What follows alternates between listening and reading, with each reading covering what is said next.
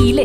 Sa hamon na ibinigay, itong pag-ibig palawakin pa. Kaya habang may oras ay tapakan ng kamalian, iwasan ng negatibo para sa sariling kalayaan. Dahil ikaw lang ang gagawa ng agos papunta sa panahon na kung saan merong tama at mali sa sariling ilusyon. Dapat sariling desisyon mo na ang buhay mo ngayon. Kaya gamitan mo ng puso ang lakbayin mo sa buhay, na isulat na ang kwento, na itagda na ang panahon. Nasa kung paano mo na lang dadali ng binigay na pagkakataon para sa iyong sarili na dapat mong gampanan. Ito ang proseso ng buhay, eh dapat mong lampasan ang oras na paparating sa panibagong bukas. Eh walang pwedeng siyanging araw habang hindi pa nagwawakas. Sisimulan ka ng pagsubok, kaya naman ito ay dapat mong tapusin. Walang magiging kalayaan, panahon na magsasabi ang lahat ay hanggang kailan. Tandaan, sisimulan ka ng pagsubok, kaya naman ito ay dapat mong tapusin.